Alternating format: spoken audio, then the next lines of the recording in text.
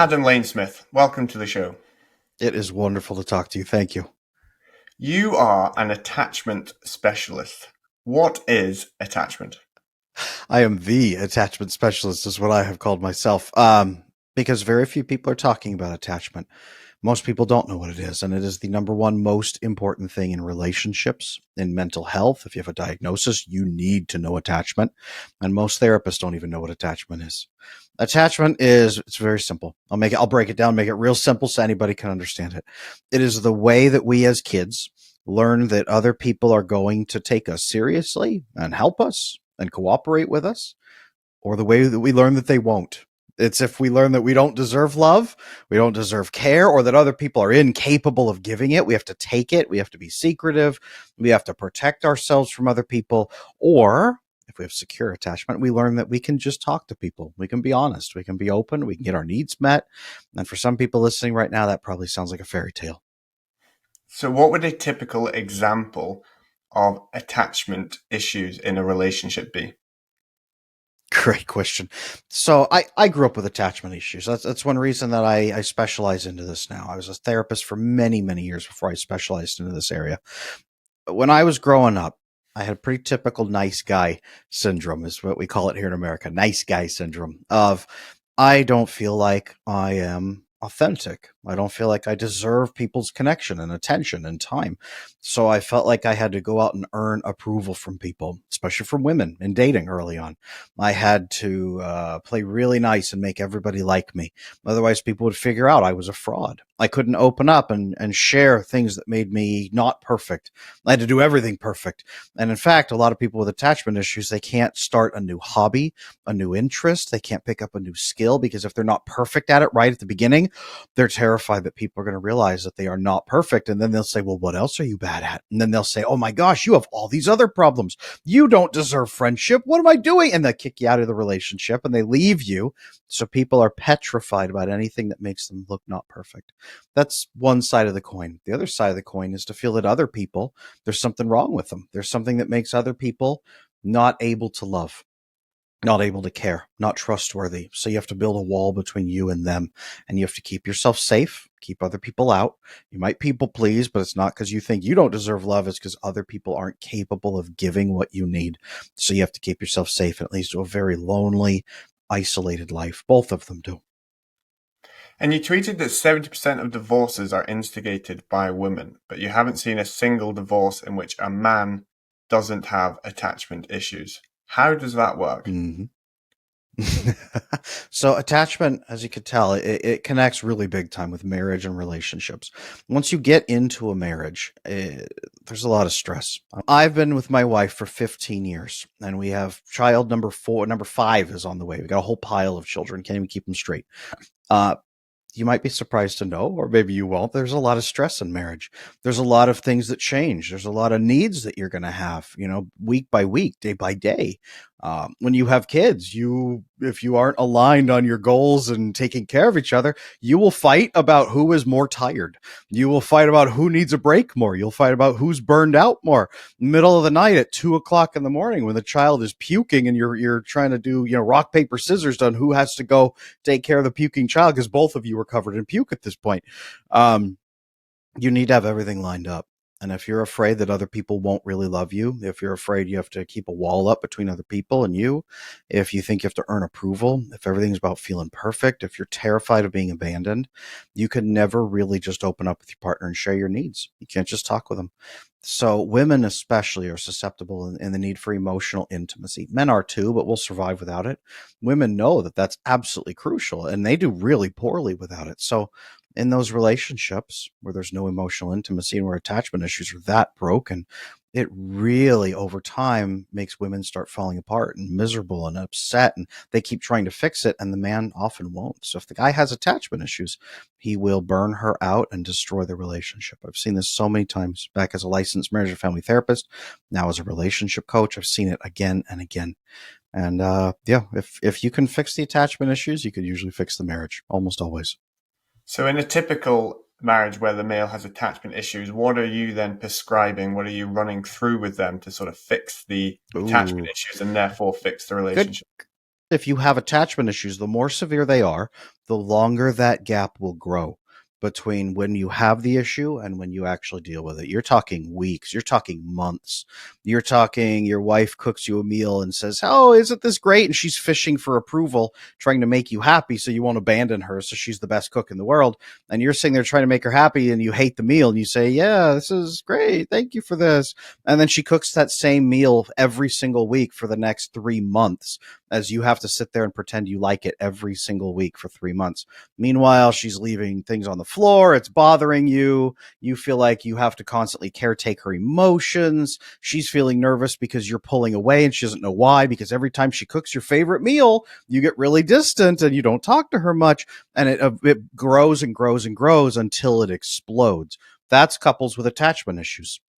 They blow up all at once, and then it's 5 issues at once, and they're yelling at each other, they're screaming, and it's the end of the relationship if they don't fix it. So everything feels like life or death. Every fight, every issue is, this could destroy our marriage.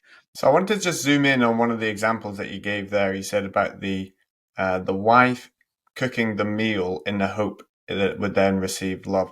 How does that work then with the intersection of love languages? Say when maybe the wife might have, the what's it called now? Acts of service. Acts of service. Thank you. This is why you're the licensed relationship coach. Acts of service. How does that work then with the attachment side of it? With secure attachment, you're able to give love to the other person. You're not trying to get things. There's no secret expectations. It's not that you don't want to receive love. You do, but everything is on the table. Hey, I do this for you because I love you. Also, you do these things for me because you love me. Hey, I need this from you. Can you do this for me? Hey, do you need something? Hey, can I do this for you? So it takes care of you. There are no secret motives. There's no hidden expectations. Everything is on the surface. With nice guy syndrome, I had this when I was much younger. Fixed it now, thank goodness. But when you have nice guy syndrome, it's, I'm going to do 10 nice things for my wife, and she will be so turned on that I did the dishes and vacuuming that she will rip off her clothes and have wild sex with me right on the kitchen table, and I won't have to ask for it, because asking that makes me feel ashamed, and it makes it feel like I'm a burden to her if I ask for sex. So I can never ask for sex and never really even hint that I want it. I will just do things for her, and she has to pick up the hint that I'm doing nice things for her so that she will do nice things for me. Everything is secret and under the table. Everything is hidden, and the other person has to constantly figure out your code and your games. Otherwise, you boil over with resentment. That is the difference. Love languages and acts of service are on the table and clear. This is a secret contract you've written with the other person that they didn't even know they were signing. So that's one big mistake then in a marriage or a relationship. What would be another one that you often come across? Oh boy, there are so many that I see in couples. But I would say that the second biggest one is this, is not realizing that sharing your needs with your partner and asking them for help on things is a gift to them, because it makes them feel useful in the relationship. It makes them understand that you will be honest with them about things that you need. It gives them a purpose in your life, and it gives them a way to be better with you and more valuable to you than anybody else could. That's one thing I see with men a lot, especially. Men don't ask for help. Their wife will say, "Oh, you have a busy day, a really stressful week coming. How can I help?" And he'll say, "I don't need any help. There's nothing you can do. You can't do my job for me. Thank you. Just stand over there. I'll be fine. I'll see you next week." And what she's wanting is, how can I support you in your work? What can I do that is going to be an enhancement in your life, that's going to make you better at what you do? That's what she's looking for. Any young blonde 20-year-old bimbo in a bikini can wander by and do physical services for you, or just sit with you while you watch your favorite show. But if you give, for example, your wife things to do that assists you, that helps you, then she can tailor that to you and become more useful to you than any other woman ever could, especially opening up and sharing any challenges you have in other relationships, getting her insight on things. If you don't get your wife's insight, especially on things, then you're closing her out and telling her you're not interested in a long-term your relationship, and that she has no value to you except for what she provides service-wise. So you touched on communication there. and that was a Mhm. male to female communication example. How Mhm. do the Mhm. two genders communicate differently? Because you've said that most women Ooh. communicate with men using methods that only work for women. When they don't get a response that a woman would give them, they think men are rejecting them. And then you've also said that Mhm. most men don't know how female communication works. They provide solutions, which is not what they want. Women need validation. Very often. Female communication is a lot more based on the two different sides of the brain. You have your logical side of your brain, you have your emotional side of the brain. If she is emotionally agitated, it means logic actually diminishes. So, what they do is they go to another person that they trust and they share openly with that person. What they're doing is a couple things. She's using mirroring neurons in her brain to look at you and see, are you freaking out about her story or are you nice and calm? And her story doesn't sound terrible. Okay, maybe I don't have to be as scared or stressed out about it. She's also getting oxytocin release and bond with you because she's feeling safe with you, comforted. You're listening to her. You're telling her that she's worthy of your time. You're just sitting with her and commiserating, and it's actually bonding the two of you. So she's looking for all kinds of comfort and connection and bonding. And what that does is it decreases her agitation or restores her logical functioning. Then she can go find her solutions on her own afterwards. She's not actually coming for a solution. It's to regulate her brain with you and to share an experience with you. Men, we jump in and she starts sharing and we say, wait, stop talking. I have your solution right here. Take it and go away. That's what they hear when we start providing solutions. No, thanks. I don't want to bond with you. I'm not interested. Please take this and go over there. No, thank you. I have something more important than you. But what we're doing, men, we share solutions with people that we love. Actually, sharing solutions is us spending our time on them. So it's us saying, I love you. I care about you. Wait, let me stop you right there. You don't even have to go any further. I have your solution. Isn't this great? And the women get upset and annoyed at us, and we're confused because it feels like they're rejecting our love. We're rejecting their love. That's the disconnect. So here's what I encourage men and women to do. Women, when they go home and they want to share, say, hey, can I just share something with you that I experienced today? Can I share my day with you? That right there, that will help because, oh, in the male brain, click. Okay, she doesn't want a solution. She wants to share and connect. Aha, the problem is not whatever she's describing. The problem is that she wants to connect. The solution is to be connecting with her. And the male brain can say, okay, I will listen. You sit down, you listen better than any man ever has listened in the course of his life because you know that this is the solution you're providing and you feel good about it. Women should be clearer about what they're wanting at the beginning of conversation with men because men just won't signal that way typically. Men should be clearer at the beginning. If she doesn't tell you what she wants, stop her and say, hey, I really want to hear this, but I want to make sure that I give you all the love that you need. Are you wanting to share this with me or are you wanting me to look for a solution for you? I'm fine either way. And she'll tell you 9 times out of 10, no, I really just want to share this with you. Great. You say, fantastic. You pull out a bucket of popcorn, you sit there and you eat popcorn while she's talking, and you make it the most interesting conversation you've ever heard in your life. That right there, just clarify. Men and women should be clarifying at the beginning of those interactions what they need. Over time, you'll develop more of a sense of what the other person needs because you'll learn predictive behavior. But to start with, men and women should both make it easier on each other. You said there about the disconnect, and then the men feel rejected, which then leads into male depression, which is a big topic right now. You said you believe that we are treating male depression incorrectly. You say men are made to feel loved and accepted, but they should feel made to feel capable and powerful. Why? Mm.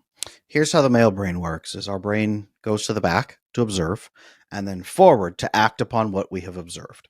So if we look around our life and see a tremendous number of insurmountable problems, our brain is constantly saying, problem, can't fix it, problem, can't fix it, problem, can't fix it.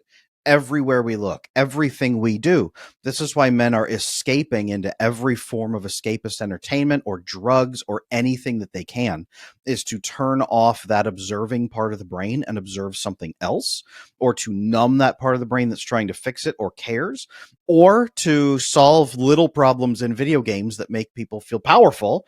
So that's what video games are designed for, is to make men feel powerful by solving problems and leveling up and getting all the feedback that you have solved a problem. You are more powerful. That's what leveling up and everything in video games is about, is you are becoming more powerful by solving problems so you can now solve bigger problems. If you look at games that way, you look at all of it that way, that's what it is.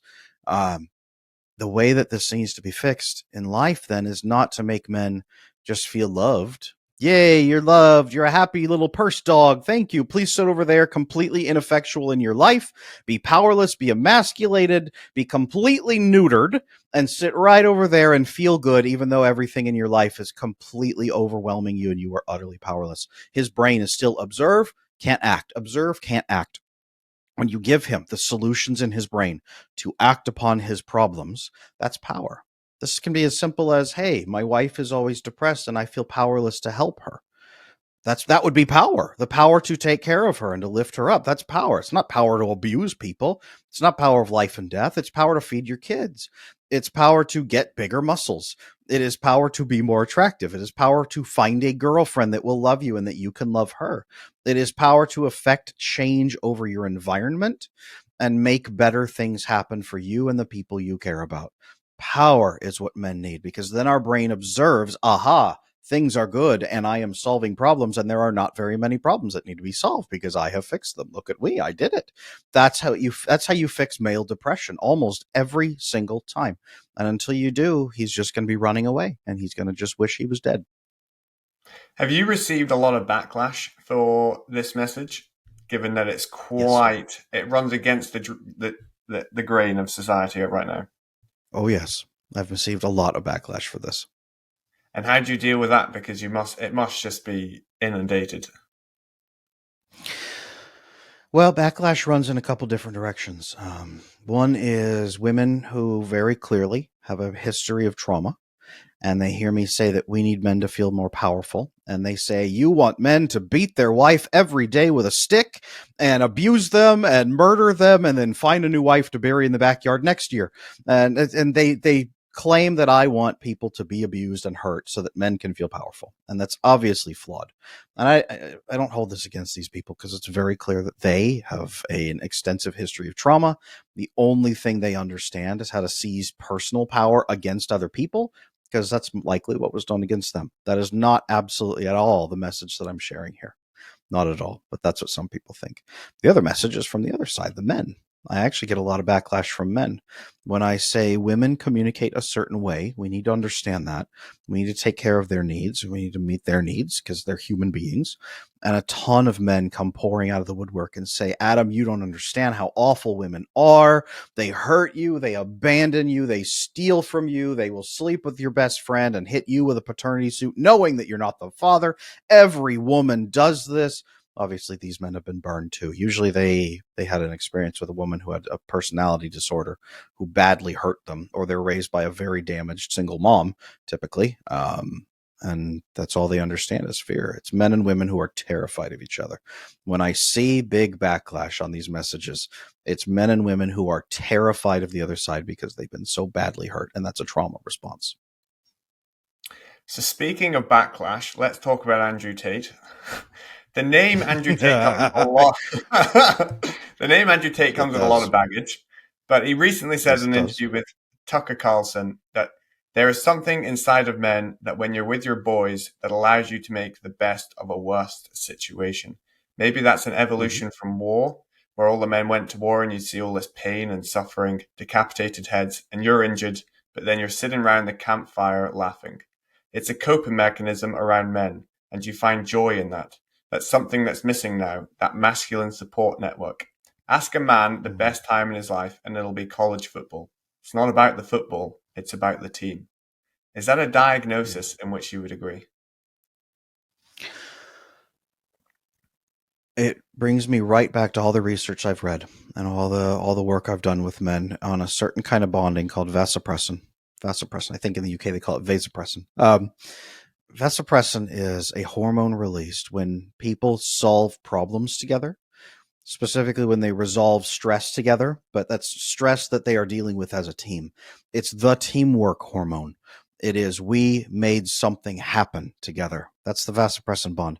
And men have more receptors for this in our brains than women do. And the more trauma you've experienced or the worse your attachment is, it often shifts your other bonding receptors over to vasopressin, so you're even more susceptible to it. Yes, men are designed to bond through solving problems, to bond through achieving things together, to bond through accomplishments.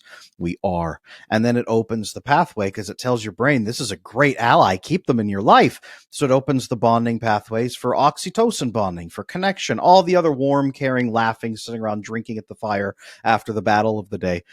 It opens the door for all those other bonding moments. So, yeah, I don't think he's wrong. In fact, I think that this is something we've talked about throughout human history, is that men bond with other men when we've solved problems together. You see this with old war buddies in their 90s. They meet, they get up out of their wheelchair, they salute, they hug each other, and it's like they were never apart. That's vasopressin bonding is what that is. And does that sort of stem from, say, Neolithic times where a man was required to make friends with a man really quickly to grab a spear and then go take down a mammoth? It's not even about friendship, is it? It's about, hey, we will die if we don't put our backs together and fight these people. Our families will starve if we don't hunt the mammoth. We are going to die if we don't work together. So the men that do successfully work together, there's a reason to bond us. Our brain says, we successfully navigated a stressful situation. And the worse the stress, the more we bond. So we fought the mammoth, and as soon as we killed it, a saber-toothed tiger attacked us, and then we killed that, and then a rival tribe ran up with spears to take both those from us, and we killed all those guys and drove them off, and I am never, ever going to be apart from you ever again because we survived 3 back-to-back fights, and no one else is ever going to be my ally the way that you are. So we are now best friends, even if we hated each other before. I'm sure you've seen plenty of buddy cop movies where they hate each other, the action films where they can't stand each other, and then at the end of it, they still give each other a lot of crap, but they actually care about each other and take care of each other. That's vasopressin. It's not even about liking each other. It's about respecting and trusting each other. So is there a female equivalent of that? Because it seems from what you laid out that for men to experience that and have that with each other, that seems like a competitive advantage. It is. Women do have vasopressin receptors, and women who have broken attachment or trauma, their oxytocin receptors often will shift toward vasopressin. So they'll say, "Oh, Adam, I bond more like men do." Well, yeah, you probably have a trauma history then. Yes, women tend to bond the opposite direction first. If we bond through vasopressin first and then oxytocin, if that's our easiest, most comfortable bonding pathway, women bond the other way. They bond through sharing, through connection, through calm. Oxytocin is a bonding hormone released in the absence of stress. We are sharing, we are calm, we are neutral, we are laughing, we are holding hands, we take a walk together. All the good romantic date stuff is oxytocin stuff. Typically, you don't go to war together on your first date and see if she's going to spear somebody for you in his back before he stabs you, right? Typically, not the usual date. Escape rooms are more vasopressin bonding. Can you do something together? If somebody locks you in a room with an IKEA cabinet and says, put this together immediately or you'll both die, that would be vasopressin bonding. But going on a dinner date, talking, sharing, laughing, taking a walk, coloring, a picture together, decorating your home together, gently, softly decorating everything in the same green pastel. That's a lot more of that's oxytocin bonding. And that's what women do first, because they want to see if you care about each other and have warm feelings for each other before they will risk introducing you into stressful situations, because they don't want to get abandoned halfway through a stressful situation and have the guy wander off because he's not connected to her. They want him to care about her first and then start solving problems together and then bond through that too. Do you find that a lot of your clients or people you speak to with modern day real life issues, a lot of it just stems from the times where we were all in tribes of about 90 or 100, 7,000 years ago? Think of it this way. 12,000 years ago, we had the Neolithic Revolution, which is where our ancestors said, hey, when I eat these seeds and poop them out and come back, the seeds have grown. Maybe I can use that. So they started discovering agriculture and coming back to the same spot. But then what they found was that if they did certain things, more would grow. They started developing something called surplus. And then they started saying, well, we need to do something to protect my surplus. Well, okay, we need to put somebody in charge. Okay, well, now we need someone to prevent other people from stealing it. Okay, now we have police. Now we have elites. And we have police. Okay, but if I want more of your surplus because I'm hungry, how do I do that? Well, let's invent money and we'll buy surplus from each other. That isn't even going well, right? The U.S. economy does not look very pretty right now. The U.S. military system is really rough right now overseas with policing other people. The U.S. police structure is really bad right now. And many of the citizens are at war with the police. things. They're really a domestic military branch is what they are now. Not against police officers. Just there's a massive tension right now. The elites versus the commoners. There's a massive war going on between that. So all of those areas, we are not even used to surplus yet. We are not even used to the surplus that we gained 12,000 years ago. So, no, we have not advanced beyond tribes. We have not advanced beyond any of that. We are still the same hunter gatherers we were 20,000 years ago. Hey, pick up that stick. Let's go kill a mammoth together. Or, hey, that guy's coming at us and I don't recognize him. Let's kill him. It's the same stuff that it's been doing for a long time. We need to calibrate back to hunter gatherers. We can't sit here and say we are evolved people now. We need to know. Let's at least take account of of our base instincts. So how can you, having understood your hardwiring evolutionary, how can you then transcend it right now in today's age? Can you even transcend it? What you just did there is exactly how we do it. Take into account that your basic behavior is going to be, hey, I'm going to find a solution. Hey, let me throw solutions at you. That's you 20,000 years ago, right? And then you picking it up and say, okay, well, do you want a solution or do I just listen? That's you at the Neolithic Revolution learning about eating seeds and pooping them and growing more crops. And then refining it down, that's you coming down to modern times of shared solution gathering of, hey, would you like to share this moment with me or do you want me to find a solution for you? Either way is great. I'm happy to have this moment with you. That is the evolution of your brain. That's how you account for what was, and that's how you grow, and that's how you refine. It's through experience, it's through sharing solutions, it's through connecting like this. That's how we do it. We have to acknowledge the past, though, before we can really build a better solution. There's a couple of tweets which I wanted to go through and give you a chance to expound. So, husbands who complain about having zero sex drive have no idea how the female sex drive actually works. He's usually unknowingly the reason for her sex drive being so low. The female sex drive, again, 20,000 years ago. Think 20,000 years ago, they didn't have birth control. They didn't have condoms. They didn't have an adoption agency down the street or anything like that. They didn't have all kinds of the things that we have now. A woman had to be careful about the man she picked. She had to be careful about her relationships. And even if she herself wasn't really being careful, her biology would make her be careful. So high oxytocin bonding, where she feels no stress, because stress and cortisol will actually block oxytocin production and reception, and it will make it harder for her to bond with people during times of high stress. High oxytocin leads to high arousal and higher instances of arousal. It leads to a much easier orgasm, which increases her chances of pregnancy. It actually leads to multiple orgasms, which really increases her chances of pregnancy and bonding to the man that is providing the orgasm, so to speak. So if you are looking for a high sex drive in a woman 20,000 years ago, she had to be with a man who was going to be reliable enough to stick around, keep the children alive, provide for the family, protect against predators, and also invest emotionally in her and in their relationship so that he wouldn't just leave her when she got a little bit older and wrinklier or fatter from the pregnancy or just didn't do something right. He wouldn't just wander off with the next young woman he found. He would stick here, build a family, protect you, provide, and care for you. That's not very politically correct to say today that the women are looking for strong providers who are consistent and reliable and make them feel safe. But this is what women will tell you, generally speaking. It doesn't mean that you have to provide and that she needs you to, but that she is looking for a man who can and will, who is invested.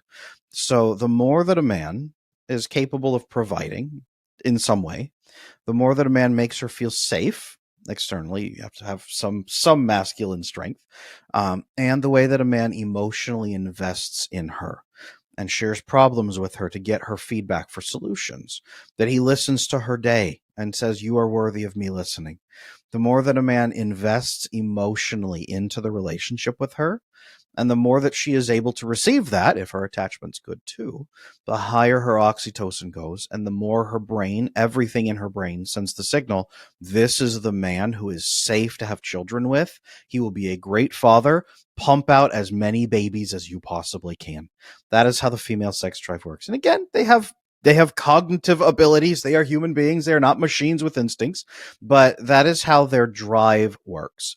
If you want the female drive in your marriage to be very high, make her feel safe, especially emotionally. Make her feel that she's irreplaceable emotionally. Make her feel valued and loved and cared for in that relationship, and her drive will go through the roof.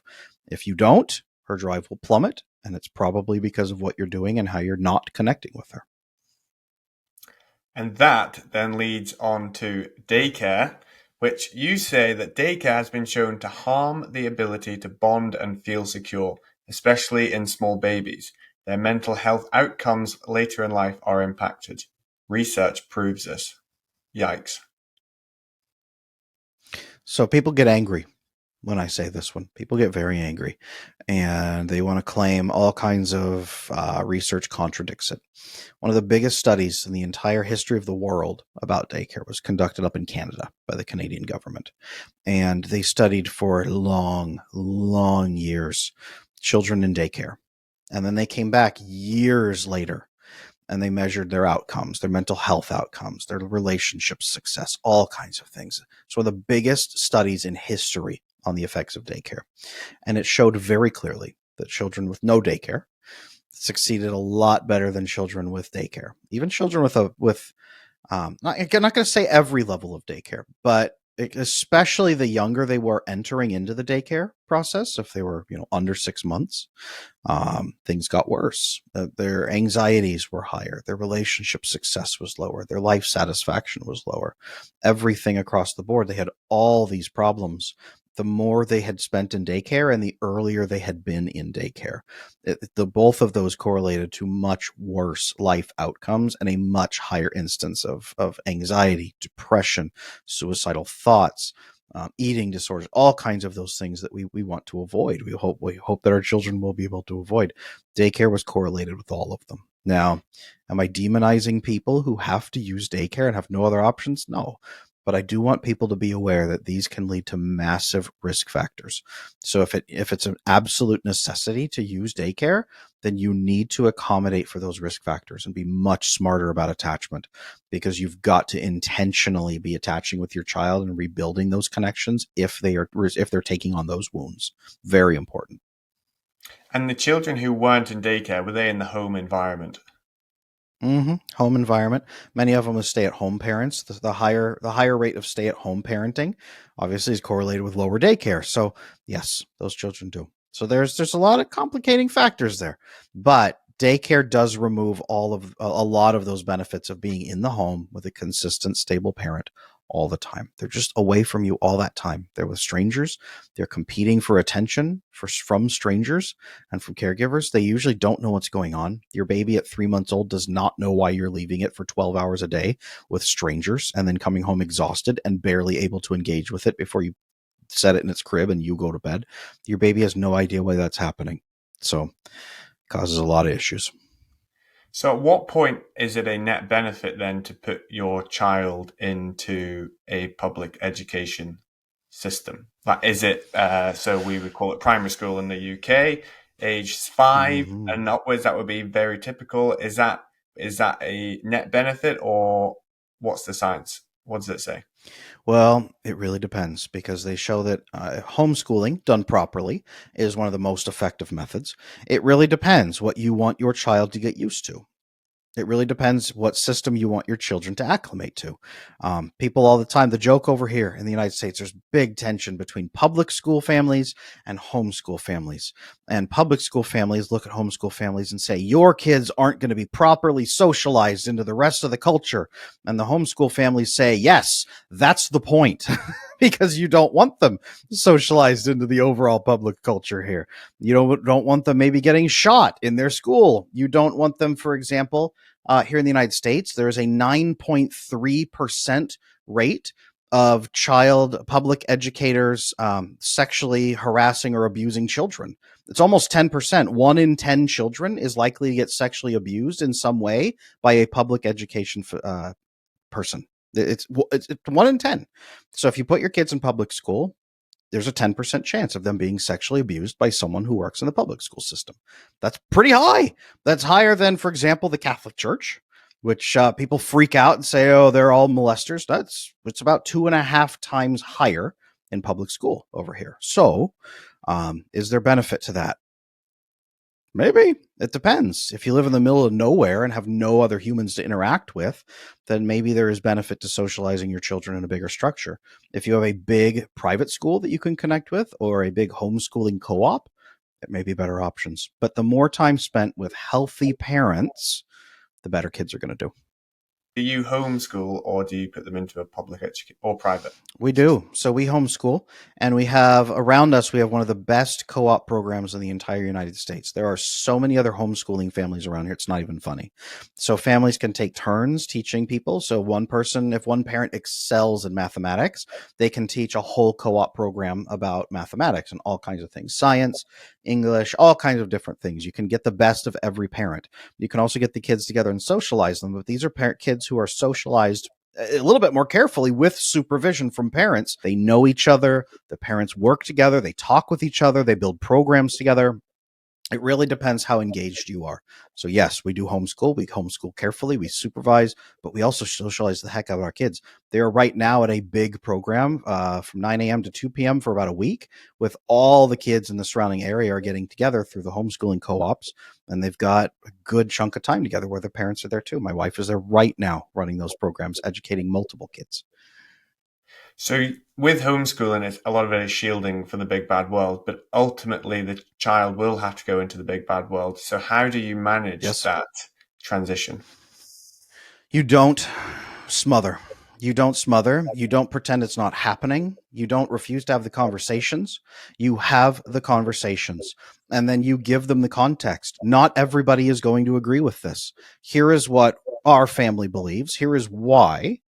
And what do you think about this? Talk to me about your thoughts. Talk to me about your ideas. Where are you at on this? You don't tell them you must believe this or you're not a part of our family. You say, hey, here's what we believe. Here's why. Here's the reasoning behind it. Let's have you and me have a conversation and practice debating it. Let's talk it through so that when you get out in the world, you know all the issues that are there and you know what you believe and you know why you believe it. And you can still engage in good faith with other people who are different in those regards. That is the goal. That's proper homeschooling. So if we continue on this thread, then what common mistakes do you see parents making when raising their children, both from fathers and from mothers? Under-explaining. They don't say, hey, here's what I want you to do and why. Here's why this is important, right? So my son is 7 years old. He does not like to go to bed on time. He wants to stay up. He would stay up until 4 o'clock in the morning if he could. He would. Other parents may scream at their kids and say, get in bed. You have to go to bed. Well, why? Because I said so. Because I said so. There's a big one. Because I'm the boss. Because I'm your dad. Right? It's an appeal to authority for no reason. It's empty authority. It's simply because we're in a relationship, I have the right to control you. It is under-explaining. It is connecting. It's not getting your kids invested and helping them to make a decision and teaching them how to be adults. This is why in America, kids move away from their parents, go to college, and then overdose and die drinking, or they sleep with 20 people in their first week and then get pregnant or get STDs or commit suicide, all kinds of crazy stuff. Kids go nuts when they get out from under your control like that. So the goal is not to control your children. The goal is to lead your children. It's to teach them. It's to guide them. It's to say, hey, here's the bedtime. Here's why that's important. Here's why you need sleep and I need sleep too. You want to stay up? I totally get that. What do you need so that you can go to sleep on time? And how can we take care of that? Do you need, you need to stay up an extra 15 minutes tonight. That's totally fine. I can accommodate that. But after that, I do need you to go to bed. Can we agree to make that deal together? Okay. Yep. Cool. Yep. Let's spend another 15 minutes. What would you like to do? Do you want to play with your action figures? You want to play? Let's play together. Let's do a puzzle for 15 minutes and wind down from the day. We'll talk and we'll play a little puzzle, play a game, do something like that before you go to bed. You be accommodating and you lead and you work together. If you don't want your children growing up being used to being screamed into silence or told they have to obey because somebody is just bigger than them, then lead your children. Parenthood is about leadership. It's not about control. And do you think that the under explaining comes from the actual underestimation of children and what they are capable of? It usually comes from the way those parents were parented. This is where attachment comes back in. If nobody cooperated with them, if their parents didn't cooperate with them, hey, buddy, you want this? I need this. Can we take care of each other? If it's just, I'm in a relationship with you, so I get to demand things of you. If it's just, hey, it's my way or the highway because I have all the resources. If it's no one will ever work with you or listen to you, no one cares what you want. You have to follow the rules and you have to sneak around to get what you want, or you have to earn what you want by doing nice things during the day, or else I'm going to tell you no and be mean to you. It's attachment. Healthy, secure, attached parents don't necessarily do this to their kids. Parents who have attachment issues are the ones usually who crack down, who don't explain, because nobody cooperated with them, so they don't have the framework for cooperating with their kids. They don't even know that that's an option. That's that's you at the beginning of this call saying, I didn't even realize I could stop my wife and ask her which one she wants. I thought I had to guess. It's no, you can stop and ask her. That's cooperating. That's secure attachment. That's stopping and cooperating and saying, let's build the best conversation together. What do you want from me so that we can build a great conversation together for the next 20 minutes? It's cooperating. So when it's bedtime, I cooperate with my kids to get them to go to bed. When it's mealtime, I cooperate with them to eat the foods that they don't want to eat. Whatever time of day it is, we cooperate with them. I'm still the boss. I'm still the head. I'm still the leader. There's still authority, but I don't crush them with that authority and make demands. I use the authority to lead and to guide and to take care of their needs so that they can calm down and they can trust.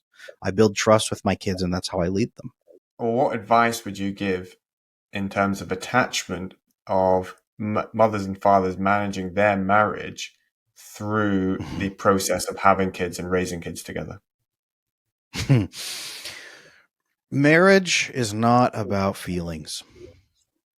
That's the biggest mistake people make. Marriage is not about feelings. Yay, we feel good, so we should get married. Yay, our happy feelings toward each other will keep our marriage strong. I will never cheat on you because I love you. This is marriage is based on feelings. They don't survive. They just don't. Because eventually you don't like that person very much, and then you'll cheat on them. Not certainly, but that, I mean, if your marriage is only based on feeling good about somebody, and that's why you would never cheat on them, then that is on that person constantly to make you feel good about them all the time, or else. That's not what marriage is. Marriage is sitting down and agreeing that you are going to co-found a business together. It happens to be the business of family. It happens to be the business of legacy.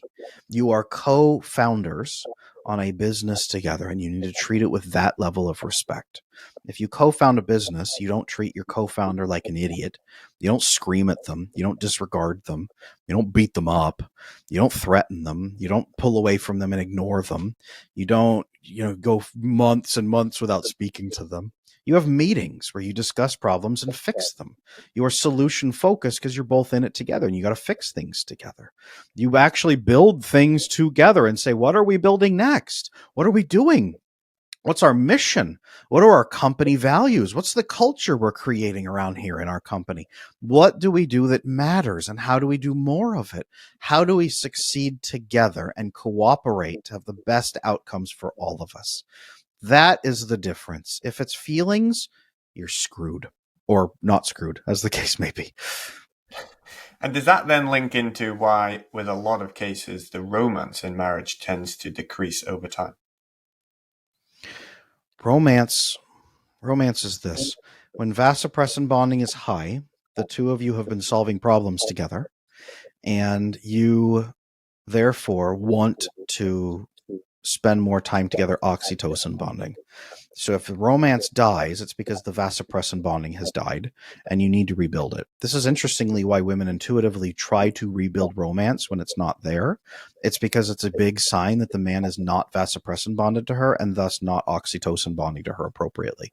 That's actually what that means. So the woman will say, let's go have experiences. Let's do stuff together. Let's do things that we don't normally do. Let's go let's go have a team building thing.